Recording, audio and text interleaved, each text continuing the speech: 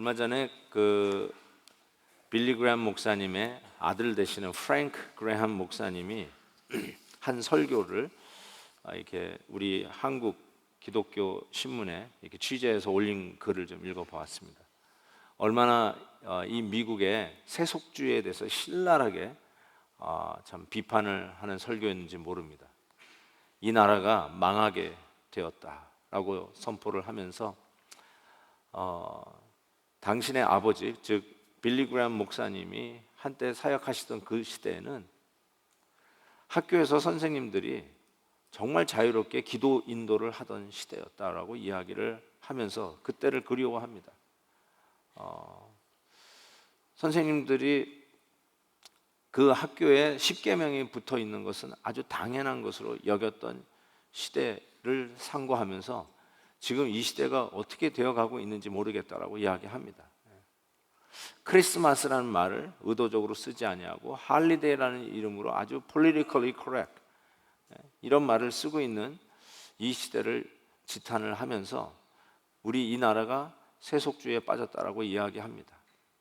경건하지 아니하는 삶의 모습을 쫓아가면서 결국은 세속주의로 가고 하나님의 뜻이 아닌 것들을 법으로 결정하고 정말 이 나라가 하나님의 은혜와 복으로 세계에서 가장 축복받고 가장 강력하고 가장 은혜를 많이 받은 나라고 가장 많은 선교사를 열국에 보낸 나라임에도 불구하고 이 백성이 하나님으로부터 멀어져 가고 있음을 개탄하면서 정말 우리가 회개해야 할 때임을 이야기하고 있습니다. 오늘 말씀의 시작이 이렇게 시작이 됩니다. 그때에 여호와께서 자기의 땅을 극진히 사랑하시어 그때에 이 그때가 언제입니까? 바로 요엘 2장 15절부터 시작되는데 너희는 시온에서 나팔을 불어 거룩한 금식일을 정하고 성회를 소집하라.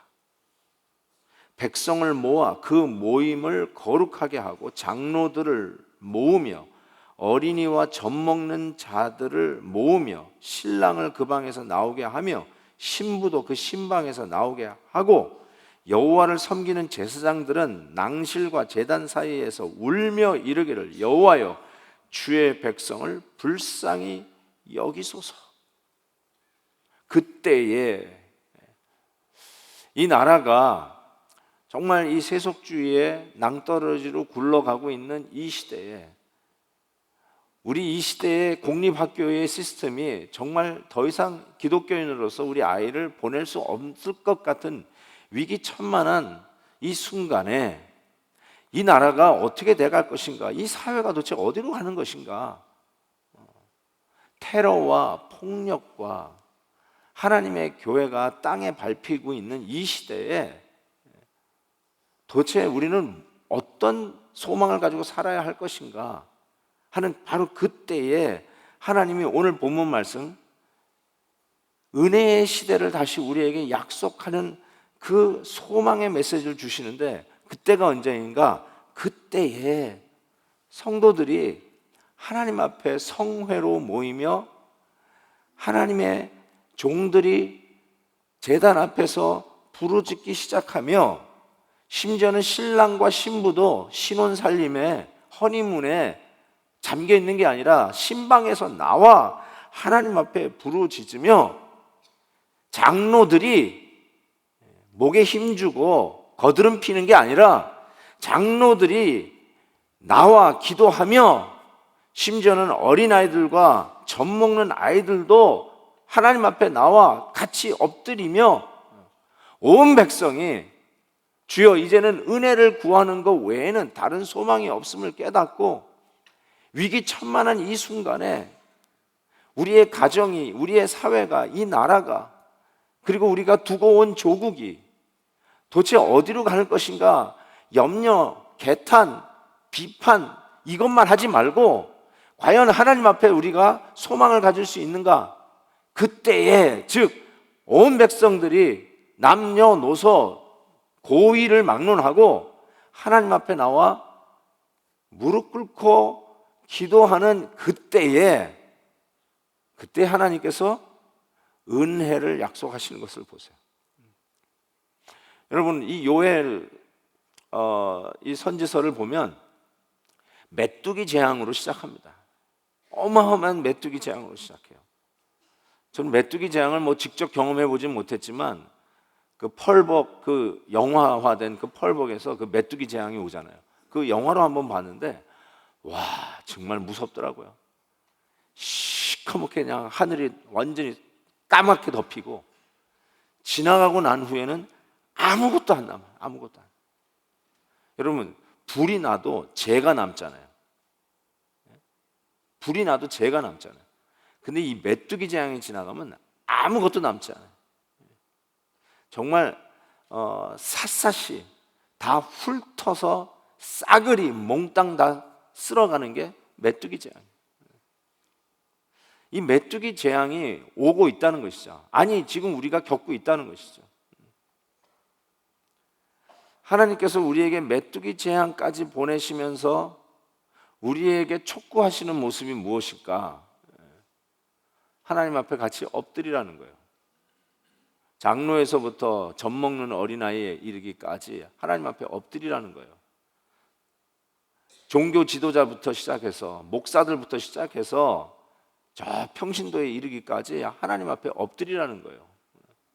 하나님 앞에 회개하면서 부르짖으라는 것이에요.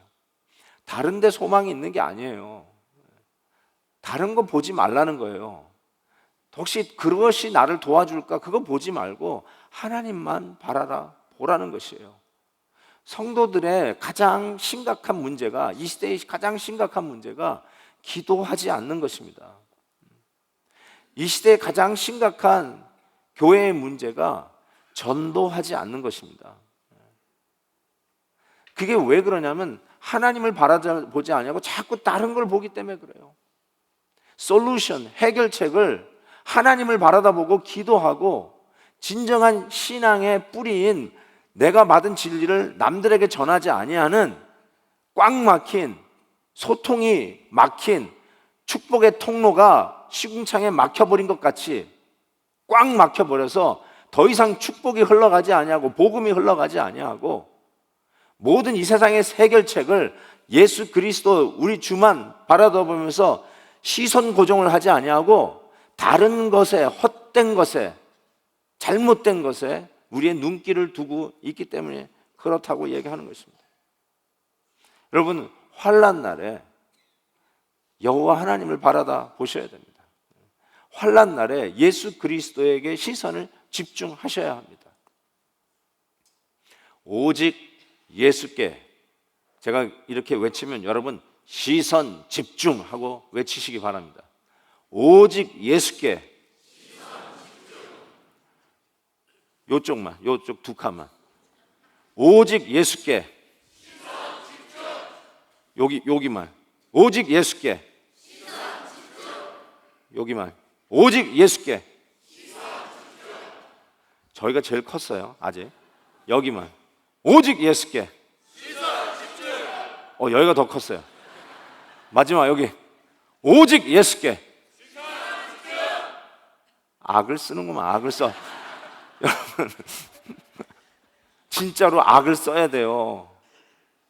악을 안 쓰니까 자꾸 딴 데 막 정신이 나가는 것 같아요. 여러분, 예수를 바라다 보지 아니하면 무슨 해결책이 있겠어요? 이 사회를 바라다 보면서 무슨, 주님 바라다 보면서 엎드리는 것 말고 무슨 해결책이 있겠어요? 제가 아는 그 엄마가 항상 제 인상에 지워지지 않는 엄마가 있어요. 아들이 마약 딜러 했다고 감옥에 들어갔어요. 고등학생인데. 너무너무나 아들 하나 바라고 살아가는 이 싱글 맘이 정말 기가 막힌 거예요. 그래서 같이 이제 교회를 다니지 않는 분인데 그 아들이 그렇게 돼버리니까 어떻게 할 길이 없는 거예요. 이 미국 땅에서 그냥 아들 하나 바라다보고 살아가는데 그런 일이 벌어지니까 그 집에서 자기 일하는 조그마한 그 브렉퍼스트 식당을 운영하시는 분이신데, 거기까지 가는 사이에 교회가 있는 거예요. 교회가 정말 아들 하나 기대하고 그 고생스러운 일을 해가면서 갑자기 아들이 감옥에 들어갔다니까 기가 막힌 거예요. 그렇게도 착한 내 아들, 그렇게도 엄마 말을 잘 듣던 내 아들, 나의 꿈이요 소망이었던 아들이 덜커덩 갑자기 마약 딜러가 돼가지고 감옥에 들어가 버린 거예요. 너무 기가 막히는데 교회당이 보이니까 그게 뭔지 모르지만 그냥 교회당 주차장에 들어가가지고, 하나님 저 위에 살아계시면 우리 아들 좀 도와주세요. 우리 아들 좀 도와주세요. 뭐 예수님의 이름으로 기도합니다 이런 건 모르잖아요. 그냥 우리 아들 좀 도와주세요, 이런 기도를 하는 거예요. 그러다가 이웃에 있는 교인을 만나가지고 저 해까지 인도돼가지고 복음 듣고 예수 믿겠다고 하고, 그러면서 교회를 나오기 시작하는데 다른 길이 없는 거예요. 뭐 어떤 정치인에 가가지고 뭐 우리 아들 풀어달라, 이게 할 길이 없는 거예요. 오로지 할 수 있는 길은 같이 기도하는 것뿐이 없어요. 같이 그 아들을 위해서 기도하는데, 제가 얼마나 마음에 참 아프게 와닿냐면, 집에서도 기도하고 또 일 나가다가 교회 주차장에 들려서 기도하고, 그런데 집에서 기도할 때 혹시라도 하나님이 못 들으실까 봐 겨울인데도 불구하고 자기 안방에 있는 문에 창문을 열어놓고 기도한대. 혹시라도 하나님이 못 들으실까 봐. 어제 그 얘기를 이렇게 듣는데 그냥 그 엄마의 마음이 느껴지는 거예요. 하나님 그 기도를 들어 주옵소서. 저 엄마만큼 간절히 기도할 자신이 없는 거예요. 목사지만. 그래서 저의 기도는 하나님 저 엄마의 기도를 들어 주옵소서. 정말 그 뱃속 깊은 곳에서부터 주여 crying out 하는 것. 하나님 외에는 나에게 소망이 없습니다. 아무데도 도움을 구할 때를 보아도 볼 데가 없습니다. 하나님만이 우리 아들을 살려주실 수 있는 유일한 길입니다. 그 절박성에서부터 끓어오르는 주여. 그래서 혹시라도 못 들을까 봐 방문 창문을 열어놓고 기도하는 그 엄마의 심정, 저는 그것이 메뚜기 재앙을 만난 이 백성들이 드디어 하나님 외에는 다른 소망이 없어서 장로에서부터 젖먹이까지, 종교 지도자들에서부터 일반 백성들에 이르기까지 모든 자들이 하나님 앞에 나와서 엎드려 기도하는 것. 정말 저는 그렇게 생각해요. 앞선 자들이라는 게 뭘까? 교회 리더라는 게 뭘까? 전 기도하는 거라고 저는 생각해요. 기도를 먼저 하지 않는 리더가 있다면 리더가 아니라고 저는 생각해요. 리더 자격이 없다고 생각해요. 우리 목회자들이 먼저 기도하지 않으면 무슨 목회자라고 얘기할 수 있을까? 감히 저는 그렇게 말씀드리고 싶어요. 그래서 우리는 4시에 나와서 기도를 하기 시작했어요. 우리 목회자들은 4시에부터 나와가지고 기도하자.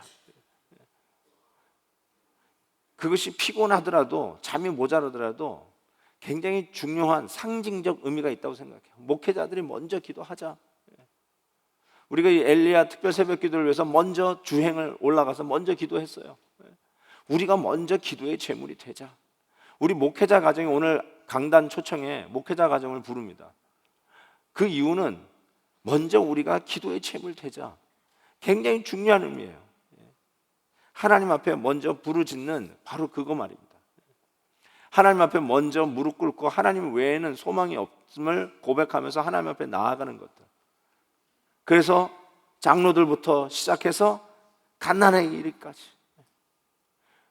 부탁을 드립니다. 주말에는 아이들도 안고 오세요. 아이들까지 안고 오세요. 좀. 그 아이들 불러놓고 축복기도 하면서 정말 하나님의 다시 세우실 그 부흥을 바라다 보면서 하나님의 역사의 주인공들로 자라갈 수 있도록, 그 아이들이 아무것도 모르고 지금 왜 와 있는지도 모르고 아예 여기서부터 처음부터까지 자고 간다 할지라도 하나님의 은혜의 이슬을 먹고 자라가는 자들이 되어서 이 땅에 하나님의 부흥을 주실 때 다시 하나님이 세워주시는 주의 백성으로 일어나게 해 주옵소서. 놀라운 하나님의 영이 부어지는 축복이 있게 해 주옵소서. 우리가 함께 기도하는 그런 놀라운 일들이 있기를 진심으로 바랍니다. 하나님께서 우리에게 역사하셔서 회복하는 방법을 오늘 본문에서는 3가지로 설명하고 있습니다. 저는 분명히 믿기를 하나님이 우리를 회복시키시는 방법은 이 3가지로, 이 3가지 차원에서 항상 역사한다고 생각합니다. 첫 번째 차원이 뭐냐면 적을 멸망시킴으로 하나님은 당신의 놀라운 능력을 백성들에게 선보이십니다. 그게 오늘 18절에서 20절까지의 말씀입니다.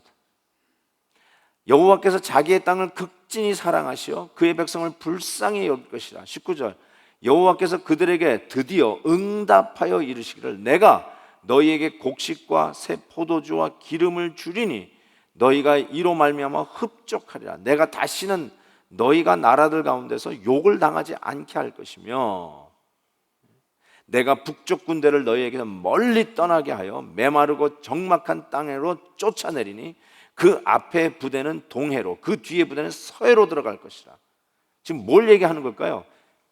지금 홍해바다, 홍해를 가르고 출애굽했던 그 사건과 연계해서 지금 설명하고 있어요. 하나님이 우리를 어떻게 구원하시냐면 우리를 멸망으로 몰아가고자 했던 그 적의 모든 계획을 우리 하나님께서 무찌르세요. 하나님의 백성들을 무너뜨리려고 하는 모든 악한 계획을 하나님이 무너뜨리세요. 그러면서 우리 성도들을, 하나님의 백성들을 구원해내시는 일로 하나님께서 우리를 회복하고 다시 부흥케 하시고 하나님의 놀라운 역사를 다시 쓰게 하시는 첫 디멘션, 징조로 나타내고 있어요. 하나님의 백성들을 무너뜨리고 하나님의 가정을 무너뜨리고 하나님의 뜻 가운데 세우신 교회를 무너뜨리고 하나님의 뜻 가운데 시작된 이 나라를 무너뜨리려고 하는 모든 악한 계획을 하나님이 무찌르심으로써 우리를 구원하시는 이 일들을 이루시는 것을 보게 돼요. 예수님이 말씀 사역을 시작하실 때 돼지 3,000마리가 그 갈릴리 바다에 그냥 수장되는 사건이 일어납니다. 그것도 역시 홍해바다에서 애굽 군대들이 하나님의 백성들을 추적하면서 결국 그들을 위협하는 그 순간에 홍해바다를 당신의 백성이 건너가게 하시고 그 뒤를 추적해오는 애굽 군대를 홍해바다에 수장시키는 바로 그 사건을 연계시킵니다. 악한 괴계를 수장시키는 하나님의 역사가 당신의 백성들을 구원할 때 일어난다는 사실이에요. 구체적으로 어떤 역사적인 사건들을 꼭 이야기 안 해도 여러분의 삶만 들여다봐도 하나님께서 놀랍게 역사하시는 것을 보게 돼요. 정말 힘든 일들이 있으신지요? 이 메뚜기 재앙이 오는 것처럼 너무너무나 힘든 시간을 보내고 계시는 성도님들 아니 계신지요? 혹이라도 몸의 병으로 인해서 너무너무 힘든 분들 아니 계신지요? 우리 강단촌청에 우리 환우들을 초청하는 시간이 있습니다. 우리 환우들은요, 지금부터 사모하시면서 기도하십시오. 하나님께서 병으로부터 자유케 하시는, 치유하시는 은혜를 사모하십시오. 하나님이 여러분을 구원하는 방법 중에 하나가 그 병으로부터 자유케 하시는 놀라운 힐링 파워, 치유의 능력을 하나님이 허락하심으로 인해서 우리를 건져내시는 첫 번째 디멘션 사인으로 하나님이 허락하십니다. 사모하시면서 기도하십시오. 강단 초청할 때 믿음으로 나오십시오. 믿져야 본전이다 이런 마음으로 나오지 마시고 사모함으로 나오십시오. 지금부터 기도하셔야 돼요. 여러분에게 어떤 경제적인 어려움 때문에 힘들어하시고 어떤 스테러스 문제 때문에 힘들어하시고 가정적인 문제로 너무너무나 힘들어하시고 이 모든 일에 하나님의 백성들, 하나님의 명예가 걸려있고 하나님의 영광이 걸려있고 하나님의 당신의 눈이라고 이야기하는 당신의 백성들, 하나님의 교회들, 하나님의 눈을 찌르는 것과 같은 그런 위협이 있을 때 하나님께서 우리를 어떻게 다시 건지시는가? 악한 모든 계획을 무찌르시면서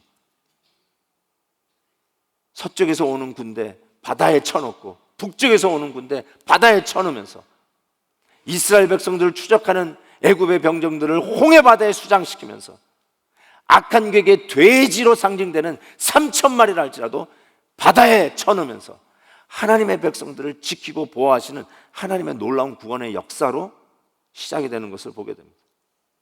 이 이야기를 하면서 21절에서부터 25절까지는 다시 우리에게 회복의 기쁨을 주시는 것을 보게 됩니다. 어떻게 회복의 기쁨을 주십니까? 21절 보세요. 땅이여 두려워하지 말라. 기뻐하며 즐거워할지어다. 여호와께서 큰 일을 행하셨습니다. 아멘. 아멘이에요. 여러분, 두려워하지 마세요. 주님 앞에 나오는 이 시간에 하나님 앞에 어떤 문제를 가지고 나왔다 할지라도, 정말 위협스러운 일을 가지고 나왔다 할지라도 두려워하지 마세요. 주님께서 여러분을 향해서 오늘 주시는 메시지요. 오히려 기뻐하라. 왜냐하면 메뚜기가 지나가고 느치가 지나가고 황충이 지나가면서 싹쓸이했던 그 모든 곡식들을 하나님께서 다시 풀이 싹이 나며 나무가 열매를 맺으며 무화과 나무와 포도나무가 다 힘을 내는 듯 다시 회복시키시겠다고 약속하셨습니다. 두려워 말래요. 여러분, 그 욥기를 읽어보면 욥이 10자녀가 다 죽습니다. 몸에 질병이 납니다. 모든 재산을 다 잃어버려요. 기가 막힌 상황이죠. 근데 나중에 보면 자녀들이 다 회복이 돼요. 부활한 건 아니지만 하나님이 다시 자녀들을 또 주세요. 다시 재산을 회복시켜 주세요. 몸의 질병에서부터 다시 우리를 건강하게 해주세요. 뭐 10자녀 먼저 보내고 또 10자녀 주는 게 무슨 의미일까 하는데, 그 왜 욥기가 그렇게 끝날까 생각을 해봅니다. 여기 있는 요엘서에서 나오는 그 메시지하고 아주 비슷한 겁니다. 다 잃어버렸지만 하나님 앞에 나와 남녀노소 고위 상하를 막론하고 하나님 앞에 엎드리는 당신의 백성들을 잃어버린 걸 다시 다 회복시켜 주시겠다고 하시는 약속의 말씀이에요. 오늘 그 말씀을 우리에게 던지시면서 우리에게 회복의 은혜를 주세요. 저는 그 회복의 은혜를 사모하면서 우리가 무릎 꿇어야 된다고 생각합니다. 주님, 우리에게 이 은혜를 주옵소서. 하나님의 놀라운 역사 속에 다시 한번 회복되는 부흥의 역사를 허락하여 주옵소서. 세 번째로는요, 세 번째 차원이죠. 첫 번째 차원은 우리를 위협하는 모든 악한 계교를 하나님이 무찌러 주시고, 두 번째 차원은 우리에게 다시 잃어버렸던 것을 회복시켜 주시는 은혜를 주세요. 그 다음에 마지막 26절에서 27절에 보면 너희는 먹되 풍족히 먹고 너희에게 놀라운 일을 행하신 너희 하나님 여호와의 이름을 찬송할 것이라. 내 백성이 영원히 수치를 당하지 아니하리로다. 27절도 읽겠습니다. 그런즉 내가 이스라엘 가운데 있어 너희 하나님 여호와가 되고 다른 이가 없는 줄을 너희가 알 것이라. 내 백성의 영원한 수치를 당하지 아니하리로다. 이것은 뭐냐면 하나님의 온전한 공급 속에서, 하나님의 공급 속에서 온전히 만족하는 모습을 보게 돼요. 만족, satisfaction. 여러분, 이 만족은 뭐 물질이 많아서 꼭 오는 건 아니잖아요. 가진 거, 소유가 많아서 만족하는 게 아니잖아요. 이 satisfaction은 은혜 받은 자들이 누리는 축복이에요. 세상 사람들이 볼 때는 가진 것도 없는 것 같은데, 쥐뿔도 없는데, 뭐 땅을 치며 곡을 해도 시원치 않은 상황인 것 같은데, 하나님이 주시는 그 은혜 속에 그냥 satisfaction, 충분하게 느끼는 바로 그 여유 말이에요. 훈훈한 말이에요. 그 사람한테만 가면 그냥 훈훈해요. 그 사람한테 가면 마음을 열고 싶어. 어쩌면 나에게 기도의 제목이 있으면 그 사람한테 가서 그 기도의 제목을 같이 나누고 싶은 사람들이 있어요. 그런 분들은 하나님의 은혜를 흡족하게 받은, 아주 만족하게 받은 분들이에요. 그런 분들에게서만 나오는 여유예요. 저는 그렇게 생각해요. 여러분, 까칠하세요? 사람들이 여러분 주위에 안 모이시죠? 여러분에게 누가 기도 제목 부탁하던가요? 그럼 스스로 생각해 보세요. 내가 그만큼 만족이 없는 거예요. 하나님의 은혜의 공급 속에 여유가 사라진 거예요. 복음의 또 다른 이름은 여유입니다. 여유. 복음의 또 다른 이름은 여러분의 가슴 속에 태평양 바다와 같이 넓은 공간입니다. 그 무엇도 안 넣을 수 있는 여유예요. 근데 은혜가 떨어지고 만족하지 못하는 분들은 정말 문이 꽉 닫혀가지고 들어갈 틈이 없어요. 누가 얘기할 수 있는 틈이 없어요. 저는 하나님이 우리를 이 회복하는 3차원 3dimensional 은혜는 적을 무찌러 주시고 잃어버린 거 회복하게 해주시고, 그 다음에 이 세 번째요, 만족하게 하신다는 것이, 이게 너무너무나 중요한 것 같아요. 제가 한동안 안 보다가 요즘 보는 한국 드라마가 있습니다. 또 목사님의 경건치 않음에 또 이렇게 실망하는 분도 있을지 모르지만, 제가 한동안 안 봤다고 얘기했다는 걸 좀 양해를 해주시고, 요즘 보는 게 뭐냐면 응답하라 1988. 제가 이걸 보는데요, 혹시 보시나요? 왜 안 본 척 하세요? 왜 괜히 나만 보는 척 하세요? 혹시 안 보시는 분들이 있으면 이 엘세 기간 동안은 보지 마시고 기도에 집중하시고 엘세 끝나면 한번 보세요. 정말 은혜를 많이 받습니다. 저는 그때 뭐 미국 1988이니까 미국에 와 있을 때니까, 미국 생활 할 때니까 솔직히 하지 못하면 제 세대더라고요. 제 세대. 그래서 거기 나오는 것들하고 그냥 directly 연결이 돼요. 그 안에 나오는 모든 현상들이. 주인집, 그리고 반 지하에 사는 사글세 사는 그 이웃, 건너집에 뭐 시계빵 하는 아저씨, 뭐 혼자 된 아저씨, 뭐 혼자 된 또 아줌마, 그 앞에서 모여가지고 뭐 소주 한 잔 들이키는 아줌마들의 모습들, 그러면서 자식들과 연계된 모습들, 그 한 동네에서 사는 그 고등학생들의 그 모습들, 이런 것들을 쭉 보는데 내가 이거 보다가 이렇게 실실 웃어요. 내가 그걸 몰랐는데 옆에서 보는 사람 뭐가 재밌어 실실 웃냐 이런 거야. 내가 실실 웃는 거야. 실실. 제가 어디서 웃을 것 같습니까? 내가 왜 실실 웃을까 생각했는데, 어디서 웃냐면 제가 거의 이렇게 잃어버렸던 것 같은 걸 다시 찾은 게 뭐냐면, 거기 뭐가 제일 많이 나오냐면, 야, 저 누구 집에 이 반찬 좀 가져가라. 그래가지고 이렇게 먹다가 반찬 나가지고 누구 집 해가, 하여튼 딱 보면 애들이 이 반찬 날라드리는 걸로 계속 그렇게 나와. 난 그게 너무너무 좋아요. 그거 보면서 실실 웃어요. 제가 그냥 그 한 커뮤니티가 자 반찬 나눠 먹고, 뭐 이렇게 뭐 된장찌개 있으면 된장찌개 나눠주고, 뭐 또 특별한 요리 다 나눠 먹고, 그래가지고 서로 나눠주면서 갑자기 반찬이 풍성해지는 거예요. 반찬 하나 했는데 서로 나눠주다 보니까 풍성하게 먹는 거예요. 그런 모습들, 그걸 보면서 이게 교회 아닌가? 여러분, 사도행전 2장의 모습이 나는 거기서 보여요. 이게 교회다. 그 안에서 가장 힘들었던 시대 아니에요. 거기 그냥 그 조그마한 뭐 쌍문동에 모여 사는 그 사람들, 나 쌍문동이 어디 있는지도 잘 몰라요, 여러분. 자, 어쨌든 거기 있는 사람들이 그냥 근근히 살아가는 로우 인컴, 그 사람들이 그 안에 만족이 있는 거예요. 어떻게? 막 나눠 먹어. 만족 말이에요. 만족. 우리가 훨씬 더 부유하게, 절대적인 의미에서는 훨씬 더 많은 것을 갖고 살아가는 시대에 살고 있고, 그들에 비해서는 경제적인 능력이 뭐 10배, 100배나 더 커져 있는 시대에 살고 있지만, 우리가 그걸 보면서 나도 모르게 절로 웃음이 지어지고 행복해지고, 심지어는 그 모습 속에서 사도행전 2장의 모습을 발견하는 저 같은 사람들을 보면, 이게 우리가 지금 잃어버리고 있는 게 아닌가. 하나님이 우리에게 회복시켜줘야 할 모습은 여러분의 빈 주머니를 채우는 것보다 더 중요한 것, 바로 그리스도의 공동체의 회복이에요.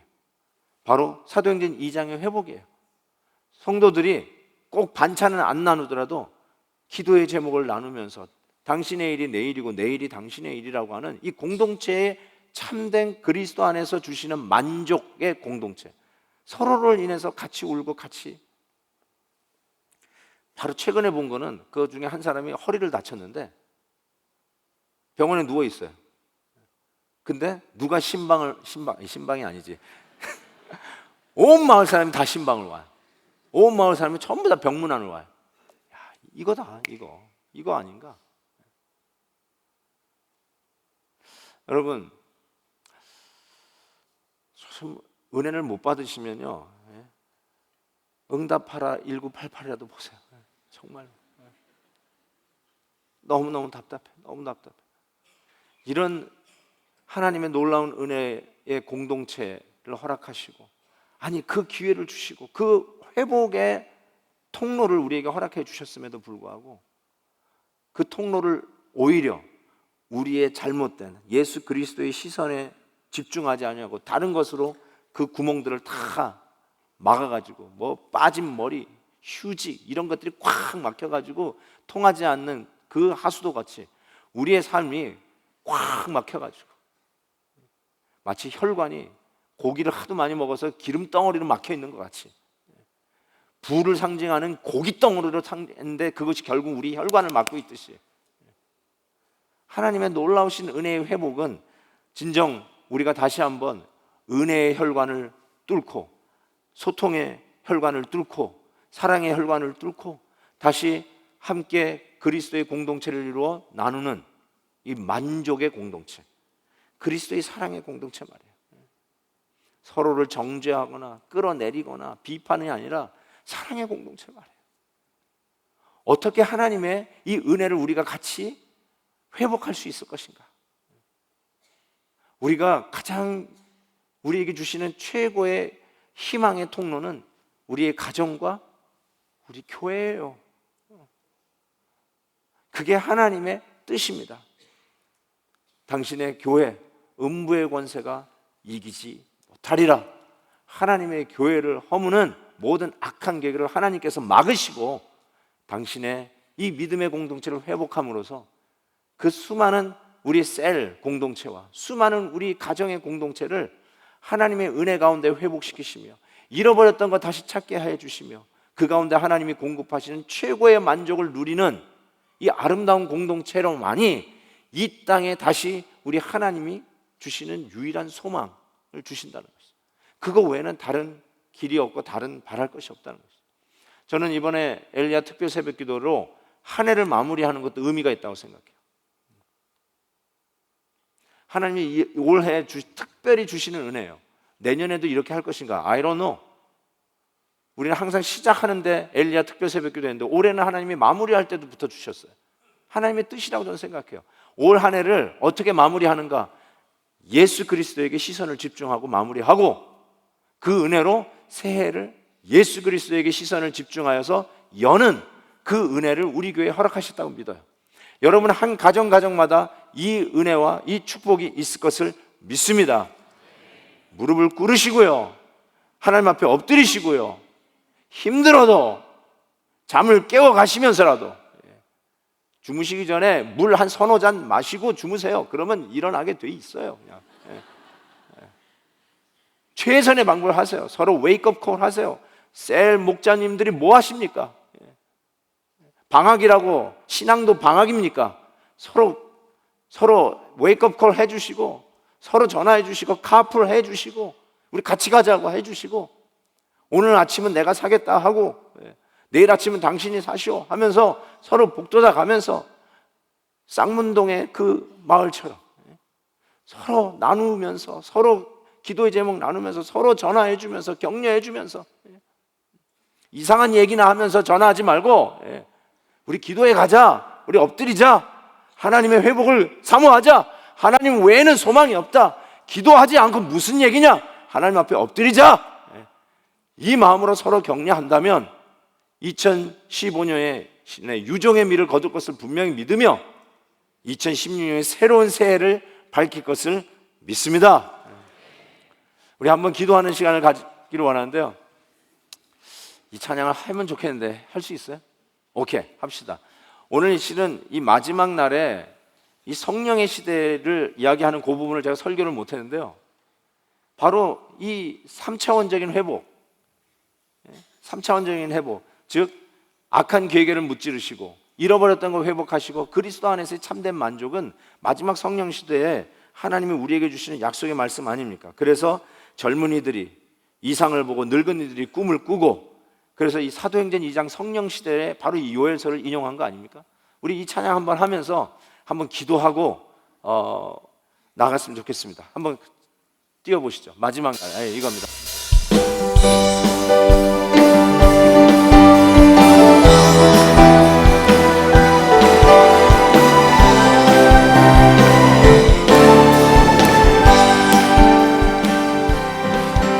마지막 날에 내가 영으로, 내가 나의 영으로, 나의 영으로, 아멘.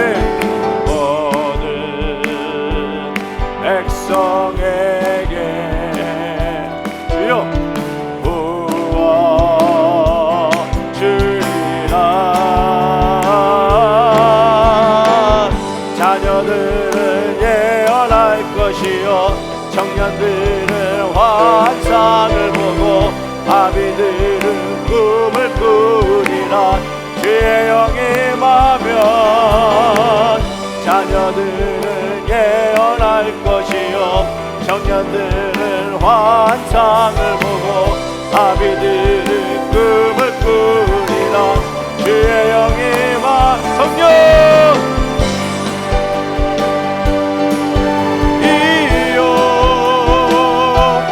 임하소서. 하소서. 성령이여, 성령 이여 우리에게 임하소서. 성령이여, 성령 이여 임하소서. 하소서. 아멘. 성령, 성령 이여